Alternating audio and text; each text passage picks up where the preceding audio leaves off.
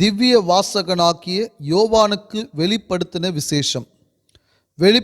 விசேஷம் அதிகாரம் 1. சீக்கிரத்தில் சம்பவிக்க வேண்டியவைகளை தம்முடைய ஊழியக்காரருக்கு காண்பிக்கும் பொருட்டு தேவன் இயேசு கிறிஸ்துவுக்கு ஒப்புவித்ததும், இவர் தம்முடைய தூதனை அனுப்பி தம்முடைய ஊழியக்காரனாகிய யோவானுக்கு வெளிப்படுத்தினதுமான விசேஷம். இவன் தேவனுடைய வசனத்தை குறித்தும் இயேசு கிறிஸ்துவை பற்றிய சாட்சியை குறித்தும் தான் கண்ட யாவற்றையும் சாட்சியாக அறிவித்திருக்கிறான். இந்த தீர்க்க தரிசன வசனங்களை வாசிக்கிறவனும் கேட்கிறவர்களும் இதில் எழுதியிருக்கிறவைகளை கை கொள்ளுகிறவர்களும் பாக்கியவான்கள். காலம் சமீபமாயிருக்கிறது. யோவான் ஆசியாவில் உள்ள 7 சபைகளுக்கும் எழுதுகிறதாவது, இருக்கிறவரும் இருந்தவரும் வருகிறவருமானவராலும் அவருடைய சிங்காசனத்திற்கு முன்பாக இருக்கிற 7 ஆவிகளாலும் உண்மையுள்ள சாட்சியும் மரித்தோரிலிருந்து முதற் பிறந்தவரும் பூமியின் ராஜாக்களுக்கு அதிபதியுமாகிய இயேசு கிறிஸ்துவினாலும் உங்களுக்கு கிருபையும் சமாதானமும் உண்டாவதாக. நம்மிடத்தில் அன்பு கூர்ந்து தமது இரத்தத்தினாலே நம்முடைய பாவங்களற நம்மை கழுவி தம்முடைய பிதாவாகிய தேவனுக்கு முன்பாக நம்மை ராஜாக்களும் ஆசாரியர்களும் ஆக்கின அவருக்கு மகிமையும் வல்லமையும் என்றென்றைக்கும் உண்டாயிருப்பதாக. ஆமேன். இதோ மேகங்களுடனே வருகிறார். கண்கள் யாவும் அவரை காணும். அவரை குத்தினவர்களும் அவரை காண்பார்கள். பூமியின் கோத்திரத்தார் எல்லாரும் அவரை பார்த்து புலம்புவார்கள். அப்படியே ஆகும். ஆமேன். இருக்கிறவரும் இருந்தவரும் வருகிறவரும் ஆக்கிய சர்வ வல்லமையுள்ள கர்த்தர், நான் அல்பாவும் ஒமேகாவும் ஆதியும் அந்தமுமாயிருக்கிறேன் என்று திருவுளம் பற்றுகிறார். உங்கள் சகோதரனும் இயேசு கிறிஸ்துவின் நிமித்தம் வருகிற உபத்திரவத்திற்கும் அவருடைய ராஜ்யத்திற்கும் அவருடைய பொறுமைக்கும் உங்கள் உடன் பங்காளனுமாயிருக்கிற யோவானாகிய நான் தேவ வசனத்தின் நிமித்தமும் இயேசு கிறிஸ்துவை பற்றிய சாட்சியின் நிமித்தமும் பத்மு என்னும் தீவிலே இருந்தேன். கர்த்தருடைய நாளில் ஆவிக்குள்ளானேன். அப்பொழுது எனக்கு பின்னாலே எக்கால சத்தம் போன்ற பெரிதான ஒரு சத்தத்தை கேட்டேன். அது, நான் அல்பாவும் ஒமேகாவும் முந்தினவரும் பிந்தினவருமாய் இருக்கிறேன். நீ காண்கிறதை ஒரு புஸ்தகத்தில் எழுதி ஆசியாவில் இருக்கிற எபேசு, சிமிர்னா, பெர்கமு, தியத்திரா, சர்தை, பிலதெல்பியா, லவோதிக்கேயா என்னும் பட்டணங்களில் உள்ள 7 சபைகளுக்கும் அனுப்பு என்று விளம்பினது. அப்பொழுது என்னுடனே பேசின சத்தத்தை பார்க்க திரும்பினபோது 7 பொன் குத்து விளக்குகளையும் அந்த 7 குத்து விளக்குகளின் மத்தியிலே நிலையங்கி தரித்து மார்பருகே பொற்கச்சை கட்டியிருந்த மனுஷகுமாரனுக்கொப்பானவரையும் கண்டேன். அவருடைய சிரசும் மயிரும் வெண்பஞ்சை போலவும் உறைந்த மழையைப் போலவும் வெண்மையாயிருந்தது. அவருடைய கண்கள் அக்கினி ஜுவாலையைப் போலிருந்தது. அவருடைய பாதங்கள் உலைக்களத்தில் காய்ந்த பிரகாசமான வெண்கலம் போலிருந்தது. அவருடைய சத்தம் பெருவெள்ளத்து இரைச்சலைப் போலிருந்தது. தமது வலது கரத்திலே 7 நட்சத்திரங்களை ஏந்தி கொண்டிருந்தார். அவர் வாயிலிருந்து இருபுறமும் கருக்குள்ள பட்டயம் புறப்பட்டது. அவருடைய முகம் வல்லமையாய் பிரகாசிக்கிற சூரியனைப் போலிருந்தது. நான் அவரை கண்டபோது செத்தவனைப் போல அவருடைய பாதத்தில் விழுந்தேன். அப்பொழுது அவர் தம்முடைய வலது கரத்தை என்மேல் வைத்து என்னை நோக்கி, பயப்படாதே, நான் முந்தினவரும் பிந்தினவரும் உயிருள்ளவருமாய் இருக்கிறேன். மரித்தேன், ஆனாலும் இதோ சதா காலங்களிலும் உயிரோடு இருக்கிறேன். ஆமேன். நான் மரணத்திற்கும் பாதாளத்திற்கும் உரிய திறவுகோல்களை உடையவராயிருக்கிறேன். நீ கண்டவைகளையும் இருக்கிறவைகளையும் இவைகளுக்கு பின்பு சம்பவிப்பவைகளையும் எழுது. என் வலது கரத்தில் நீ கண்ட 7 நட்சத்திரங்களின் இரகசியத்தையும் 7 பொன் குத்துவிளக்குகளின் இரகசியத்தையும் எழுது. அந்த 7 நட்சத்திரங்களும் 7 சபையின் தூதர்களாம். நீ கண்ட 7 குத்துவிளக்குகளும் 7 சபைகளாம். வெளிப்படுத்தின விசேஷம் அதிகாரம் 2.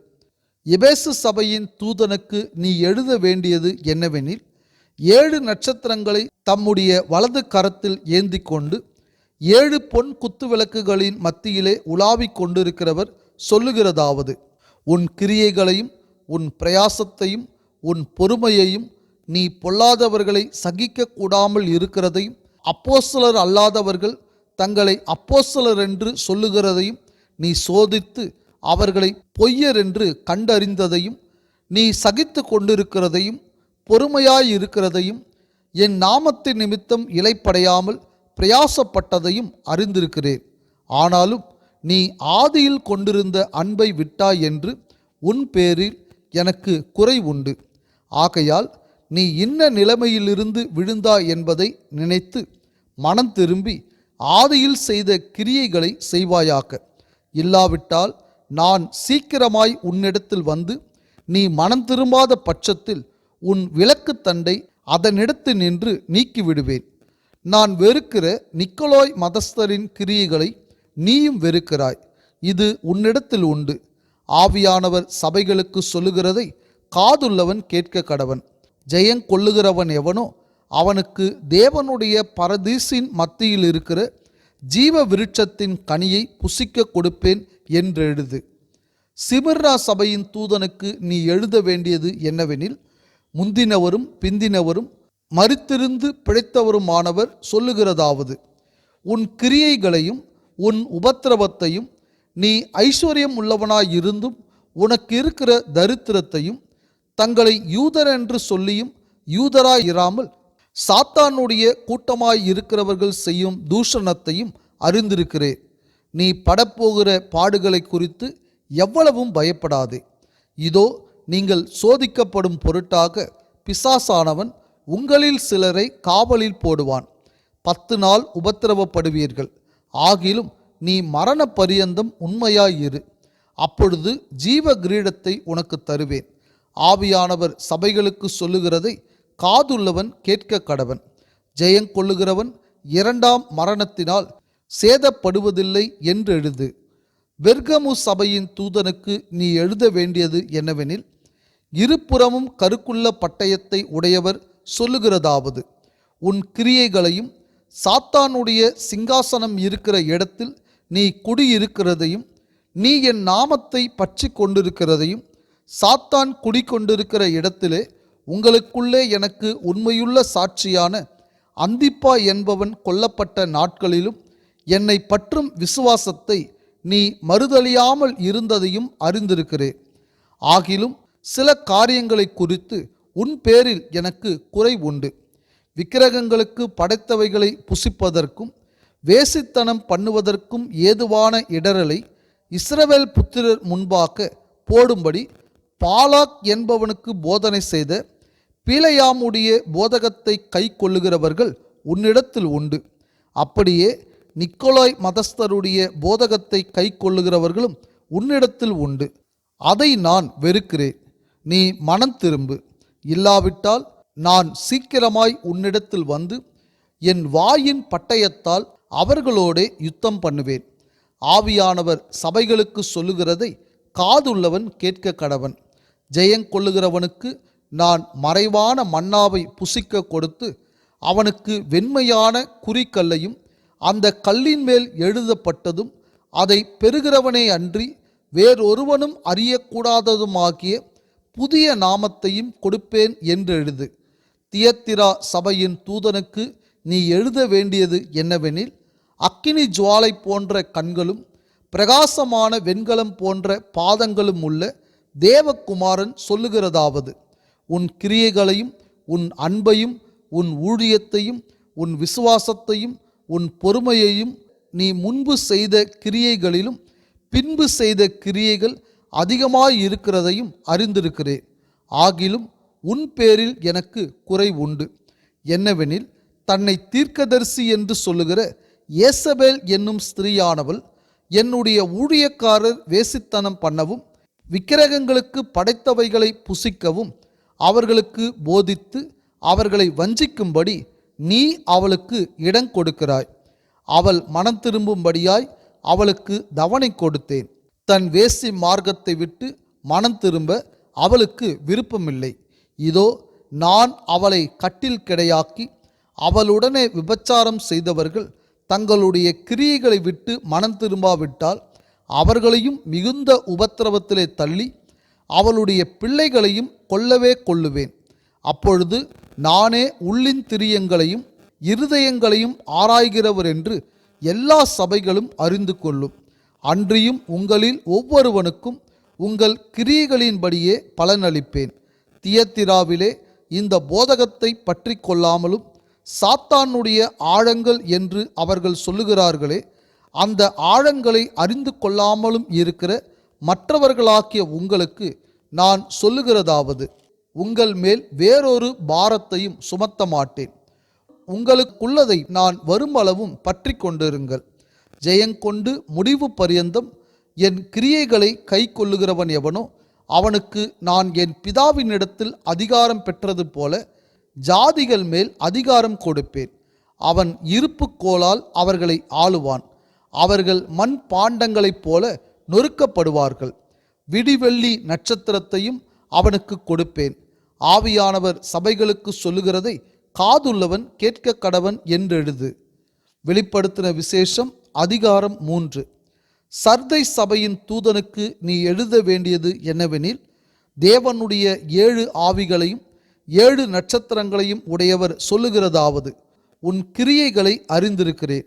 நீ உயிருள்ளவன் என்று பெயர் கொண்டிருந்தும் செத்தவனாய் இருக்கிறாய். நீ விழித்து கொண்டு சாகிறதற்கேதுவாய் இருக்கிறவைகளை ஸ்திரப்படுத்து. உன் கிரியைகள் தேவனுக்கு முன் நிறைவுள்ளவைகளாக நான் காணவில்லை.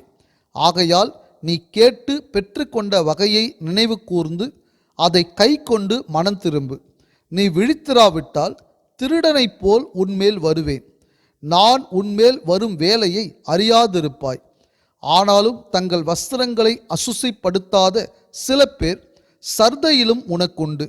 அவர்கள் பாத்திரவான்களானபடியால் வெண் வஸ்திரம் தரித்து என்னோட கூட நடப்பார்கள். ஜெயங்கொள்ளுகிறவன் எவனோ அவனுக்கு வெண் வஸ்திரம் தரிப்பிக்கப்படும். ஜீவ புஸ்தகத்தில் இருந்து அவனுடைய நாமத்தை நான் கிறுக்கி போடாமல் என் பிதா முன்பாகவும் அவருடைய தூதர் முன்பாகவும் அவன் நாமத்தை அறிக்கையிடுவேன். ஆவியானவர் சபைகளுக்கு சொல்லுகிறதை காதுள்ளவன் கேட்க கடவன் என்றெழுது. பிலதெல்பியா சபையின் தூதனுக்கு நீ எழுத வேண்டியது என்னவெனில், பரிசுத்தமுள்ளவரும் சத்தியமுள்ளவரும் தாவீதின் திறவுகோலை உடையவரும் ஒருவரும் பூட்டக்கூடாதபடிக்கு திறக்கிறவரும் ஒருவரும் திறக்கக்கூடாதபடிக்கு பூட்டுகிறவருமாய் இருக்கிறவர் சொல்லுகிறதாவது, உன் கிரியைகளை அறிந்திருக்கிறேன். உனக்கு கொஞ்சம் பலன் இருந்தும் நீ என் நாமத்தை மறுதலியாமல் என் வசனத்தை கை கொண்டபடியினாலே இதோ திறந்த வாசலை உனக்கு முன்பாக வைத்திருக்கிறேன். அதை ஒருவனும் பூட்டமாட்டான். இதோ யூதர் அல்லாதிருந்தும் தங்களை யூதரென்று பொய் சொல்லுகிறவர்களாக்கிய சாத்தானுடைய கூட்டத்தாரில் சிலரை உனக்கு கொடுப்பேன். இதோ அவர்கள் உன் பாதங்களுக்கு முன்பாக வந்து பணிந்து நான் உன்மேல் அன்பாயிருக்கிறதை அறிந்து கொள்ளும்படி செய்வேன். என் பொறுமையை குறித்து சொல்லிய வசனத்தை நீ காத்து கொண்டபடியினால் பூமியில் குடியிருக்கிறவர்களை சோதிக்கும்படியாக பூச்சக்கரத்தின் மேலெங்கும் வரப்போகிற சோதனை காலத்திற்கு தப்பும்படி நானும் உன்னை காப்பேன். இதோ சீக்கிரமாய் வருகிறேன். ஒருவனும் உன் கிரீடத்தை எடுத்து கொள்ளாதபடிக்கு உனக்குள்ளதை பற்றி கொண்டிரு. ஜெயங்கொள்ளுகிறவன் எவனோ அவனை என் தேவனுடைய ஆலயத்திலே தூணாக்குவேன். அதினின்று அவன் ஒரு காலும் நீங்குவதில்லை. என் தேவனுடைய நாமத்தையும் என் தேவனால் பரலோகத்திலிருந்து இறங்கி வருகிற புதிய எருசலேமாக்கிய என் தேவனுடைய நகரத்தின் நாமத்தையும் என் புதிய நாமத்தையும் அவன் மேல் எழுதுவேன். ஆவியானவர் சபைகளுக்கு சொல்லுகிறதை காதுள்ளவன் கேட்க கடவன் என்றெழுது. லவோதிக்கேயா சபையின் தூதனுக்கு நீ எழுத வேண்டியது என்னவெனில், உண்மையும் சத்தியமும் உள்ள சாட்சியும் தேவனுடைய சிருஷ்டிக்கு ஆதியுமாயிருக்கிற ஆமேன் என்பவர் சொல்லுகிறதாவது, உன் கிரியைகளை அறிந்திருக்கிறேன். நீ குளிரும் அல்ல அனலும் அல்ல. நீ குளிராயாவது அனலாயாவது இருந்தால் நலமாயிருக்கும். இப்படி நீ குளிருமின்றி அனலுமின்றி வெதுவெதுப்பாய் இருக்கிறபடியினால் உன்னை என் வாயினின்று வாந்தி பண்ணி போடுவேன். நீ நிர்பாக்கியம் உள்ளவனும் பரிதபிக்கப்படத்தக்கவனும் தரித்திரனும் குருடனும் நிர்வாணியுமாய் இருக்கிறதை அறியாமல் நான் ஐஸ்வர்யவான் என்றும் திரவிய சம்பன்னன் என்றும் எனக்கு ஒரு குறைவும் இல்லை என்றும் சொல்லுகிறபடியால் நான் நீ ஐஸ்வர்யவானாகும்படிக்கு நெருப்பிலே புடமிடப்பட்ட பொன்னையும் உன் நிர்வாணமாகிய அவலட்சணம் தோன்றாதபடிக்கு நீ உடுத்திக் கொள்வதற்கு வெண் வஸ்திரங்களையும் என்னிடத்திலே வாங்கி கொள்ளவும் நீ பார்வை அடையும்படிக்கு உன் கண்களுக்கு களிக்கம் போடவும் வேண்டுமென்று உனக்கு ஆலோசனை சொல்லுகிறேன். நான் நேசிக்கிறவர்கள் எவர்களோ அவர்களை கடிந்து கொண்டு சிட்சிக்கிறேன். ஆகையால் நீ ஜாக்கிரதையாய் இருந்து மனம் திரும்பு. இதோ வாசற்படியிலே நின்று தட்டுகிறேன். ஒருவன் என் சத்தத்தை கேட்டு கதவை திறந்தால் அவனிடத்தில் நான் பிரவேசித்து அவனோடே போஜனம் பண்ணுவேன், அவனும் என்னோடே போஜனம் பண்ணுவான். நான் ஜெயங்கொண்டு என் பிதாவினுடைய சிங்காசனத்திலே அவரோடே கூட உட்கார்ந்தது போல ஜெயங்கொள்ளுகிறவன் எவனோ அவனும் என்னுடைய சிங்காசனத்தில் என்னோட கூட உட்காரும்படிக்கு அருள் செய்வேன். ஆவியானவர் சபைகளுக்கு சொல்லுகிறதை காதுள்ளவன் கேட்க கடவன் என்றெழுது என்றார்.